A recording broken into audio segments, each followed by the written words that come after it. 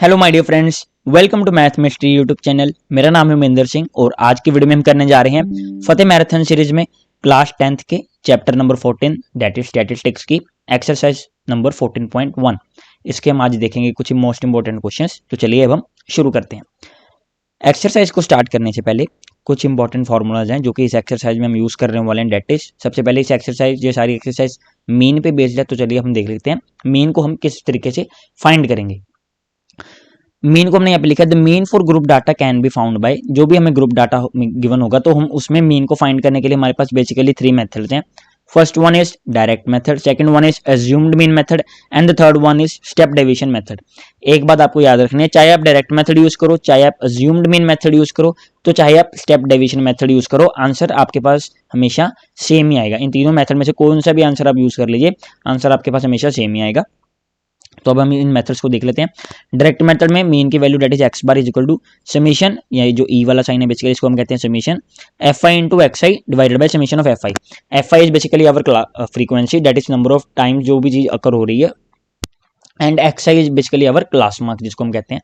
तो आगे मैं आपको बताऊंगा क्लास मार्क को हम कैसे फाइंड करते हैं। And divided by summation of f आई, जितनी भी हमारी फ्रीक्वेंसी वाली टर्म्स है उनको सम अप कर देंगे। तो इन इसी फॉर्मूले को यूज करके हम डायरेक्ट मेथड को फाइंड कर, डायरेक्ट मेथड से अपना मीन फाइंड कर सकते हैं। अज्यूम्ड मीन मेथड में देखिए x bar is equal to A, एक हमारे पास यहाँ पे टर्म इंट्रोड्यूस कराते हैं हम, डेट इज ए, जिसको आप अज्यूम्ड मीन भी कहते हो या फिर आपको यहाँ पे प्रोविजनल मीन भी आप इसको कहते हो, plus summation f i into D I divided by summation of f आई। बस एक्स आई की जगह यहाँ पे डी आई आ जाएगा और यहाँ पे प्लस कर देनी है हमने अपनी अज्यूम्ड मीन वाली, जो हमारी प्रोविजनल मीन वाली टर्म है उसको हम ऐड कर देंगे। तो डी आई को लिखने का तरीका है that is equal to x i minus A, means की class mark minus provisional mean और अज्यूम्ड मीन, जो भी आपको सही लगे आप उसे कह सकते हैं।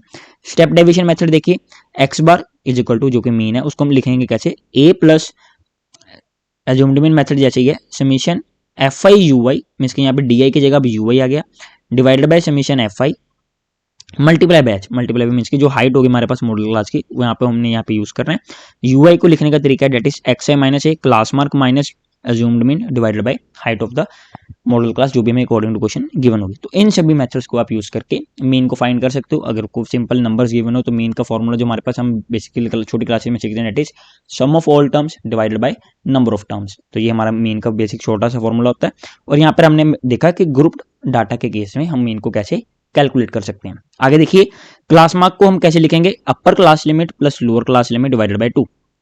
फॉर एग्जांपल डमी एग्जांपल देता हूं मैं आपको, एक 10 से लेकर 20 तक हमारे पास एक मॉडल क्लास है, तो ये हमारी क्या हो जाएगी, लोअर लिमिट हो जाएगी, लोअर लिमिट होगी, and 20 will be our upper limit. तो इन दोनों को ऐड कर दोगे 10 plus 20 divided by 2 which is equal to 30 divided by 2 which is equal to 15। तो 15 इज आवर क्लास मार्क, जिसको आप कहोगे क्लास मार्क है ये, और you can say it is our x i, इसी को हम क्या कहते हैं, एक्स आई कह देते हैं। तो अभी हम इसी को इंप्लीमेंट करेंगे क्वेश्चंस में। तो हम सभी मेथड्स को वन बाय वन मैंने क्वेश्चंस लिए हैं, इसमें बताने वाला क्या है कि आपको फॉर्मूलास को लगाना कैसे ये पता होना चाहिए। तो चलिए अब हम सीखते हैं।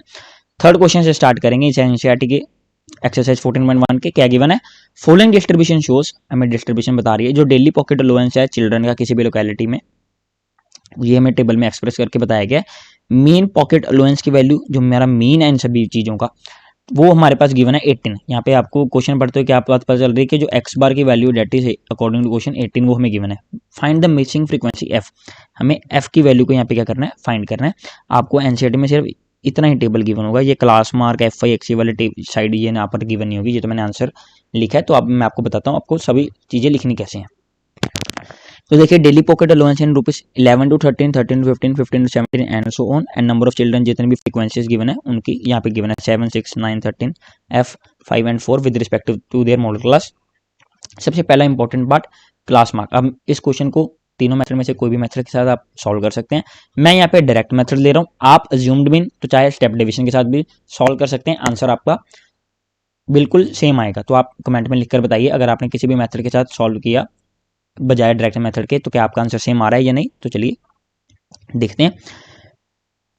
एक्स आई को फाइंड करने के लिए मैंने आपको बताया lower limit that is 11 plus upper limit that is 13 divided by 2, 11 plus 13 divided by 2 this is 24 divided by 2 which is 12।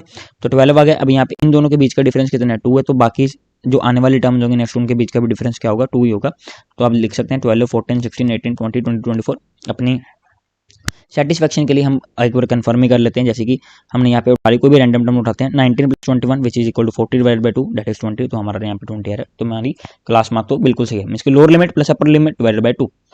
उसके बाद fi इंटू एक्स हमारे पास जो सिंपल डायरेक्ट मेथड के यहाँ पे फॉर्मूला यहाँ पे नीचे लिखा हुआ है मैंने, x bar is equal to that is mean is equal to summation f i x i divided by summation of f I.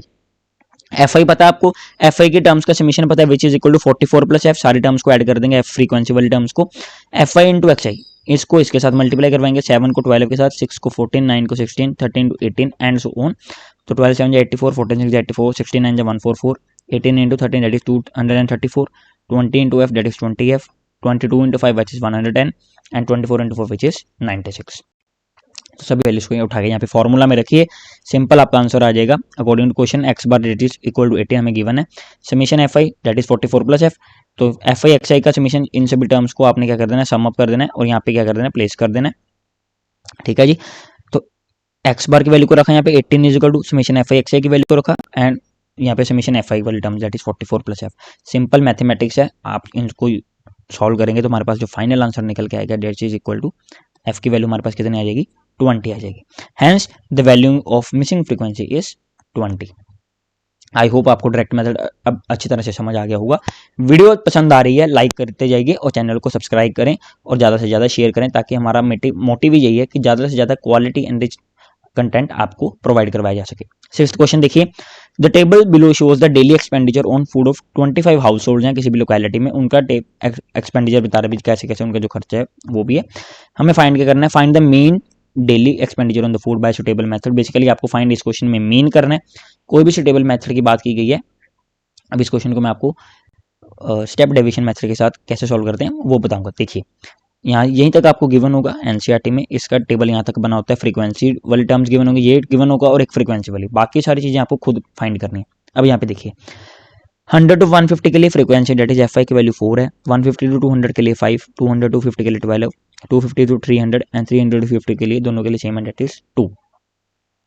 Frequency का सम अप कर दीजिए, summation of f I means के इन सभी टर्म्स को सम कर देना, 4 + 5 + 12 + 2 + 2 which is 25। तो चलिए जो आज तो क्लियर होगी हमारे पास।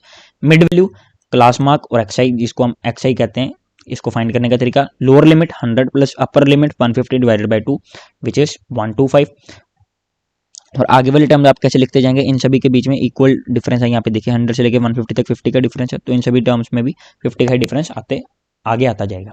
तो 125 + 50 175 + 50 225 + 50 275 + 50 एट दैट इज 325। अब यहाँ पे आप देख रहे होगे कि मैंने ग्रीन कलर में एक मार्क लगा के लिखा है that is a. Step deviation method था, मैंने आपको ऊपर बताया था उसका फॉर्मूला कि उसमें मीन में x bar is equal to होता है हमारे पास A plus summation f i u divide by summation f i multiply by h. H होती है हमारी height of the modal class और यू होता है हमारा x i minus A divide by h, और ए होता है हमारा प्रोविजनल मीन या फिर अज्यूम्ड मीन, जो कि हम अपने आप से मानते हैं कि ये अज्यूम्ड मीन की वैल्यू हो सकती है। अज्यूम्ड मीन को लेना कैसे, यहाँ पे देखिए 1 2 3 4 5, यहाँ पे 5 टर्म्स है, मीन्स की 2 टर्म्स हम यहाँ से ऊपर से छोड़ देंगे, 2 टर्म्स नीचे से छोड़ देंगे, तो मिडल वाली वैल्यू होगी हमारी ए की वैल्यू होगी, जो कि आप प्रोविजनल मीन या अज्यूम्ड मीन, इसे अज्यूम्ड मीन कहिए आप, प्रोविजनल मीन एनसीईआरटी के मेथड से भी कह सकते हैं, मैं अज्यूम्ड मीन कहता हूँ तो आप अज्यूम्ड मीन कह के भी इसको ले सकते हैं, बाकी आपके ऊपर डिपेंड करता है, आप जो इसको अच्छा समझे। तो 2 to 5 जो हमारे पास हो गया, हमारे पास that is our value of A. ठीक है जी, अब डी आई की वैल्यू देखिए, डी आई मैंने आपको फॉर्मूलाज में ऊपर बताया था that is x i minus A, जो हमारी मिड वैल्यूज होती हैं सारी टर्म्स की माइनस ए करते जाएंगे दैट इज अज्यूम्ड मीन। तो क्या क्या आता जाएगा 1 to 5 - 2 to 5 which is -100, similarly -50 0 50 and 100, ये सभी टर्म्स आपके आ जाएंगे। यहाँ पे एक्स आई को एक एक बार प्लेस करते जाइए, एक्स आई को एक बार 1 to 5 देन 175 देन 2 to 5, तो सभी आ जाएंगे। यू आई की वैल्यू क्या आती है, x i minus A that is D divided by H. यहाँ ये वाली टर्म्स आ गई हैं, इन सभी को एच के साथ डिवाइड कर दीजिए। एच की वैल्यू इस केस में कितनी हमारे पास, एच की वैल्यू यहाँ पे है 50, 100 से लेकर 150 तक हमारे पास जो हाइट है दैट इज 50, तो -100 divided by 50 that is -2, -50 divided by 50 that is -1, then 0 divided by something that is 0 only, 50 divided by 50 that is 1, 100 divided by 50 is 2।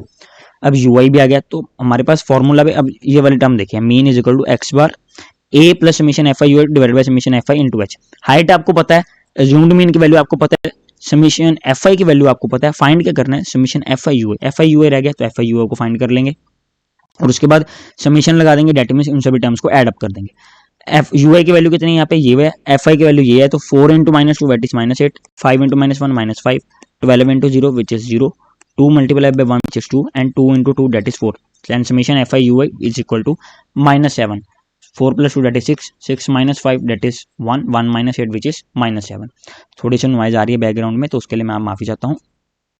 बस आपको कंसेप्ट समझाना है, वो मेरा मेन मोटिव है। तो आप फोकस करें कि हम सीख रहे हैं, कुछ नया अच्छा सीखने को मिल रहा है, तो उसको आप सीखिए। तो सभी वैल्यूज को आप यहाँ पे प्लेस कर देंगे, तो उसके बाद हमारे पास जो फाइनल आंसर बचेगा डेट इज 25, 50 के साथ कैंसिल हो गया, डेट इज 2 -7 इंटू -14, तो 2 to 5 -14 which is equal to 211। आप चाहे डायरेक्ट मेथड से फाइंड करिए, चाहे आप स्टेप डेविएशन मेथड से फाइंड करिए, चाहे आप अज्यूम्ड मीन मेथड के साथ फाइंड करिए, तो सभी केसेस में आपके पास आंसर सेम ही आएगा। अब नेक्स्ट क्वेश्चन देखिए। अब मैंने आपके साथ 1 by 1 सभी इन सभी क्वेश्चंस में सभी तीनों जो ऊपर फॉर्मूलाज लिखे थे मैं मीन को फाइंड करने के लिए, उन सभी को डिस्कस कर लिया।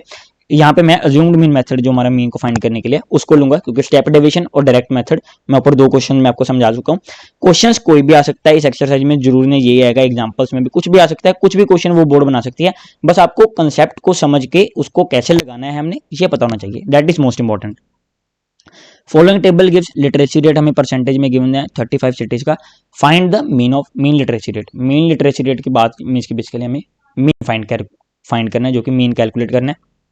चलिए अब हम देखते हैं literacy rate in percent.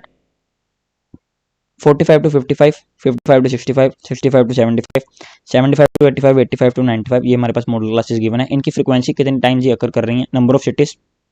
fi की वैल्यू हमें गिवन है 3, 10, 11, 8 and 13 for the respective model classes. तो समीशन fi को कैसे कैलकुलेट करते हैं, सभी टर्म्स को ऐड कर देंगे, 3 + 10 + 11 + 8 + 3 विच इज 35।